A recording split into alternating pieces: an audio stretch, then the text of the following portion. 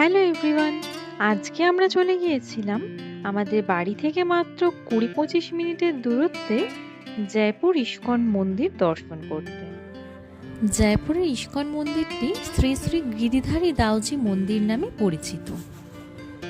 আর এই গিরিধারী দাউজি নামকরণের অর্থ হল ভগবান শ্রীকৃষ্ণ যিনি গিরিধারী এবং তার জ্যেষ্ঠ ভ্রাতা বলরামকে দাউজি বলা হয়। মন্দিরটি রাজস্থানের বৈষ্ণব সংস্কৃতির কিন্তু অন্যতম এক প্রধান কেন্দ্র। মূল মন্দিরে প্রবেশ করে আমরা গিরিধারী দাউজির দর্শন করে চলে গেলাম মন্দির পরিক্রমা করতে।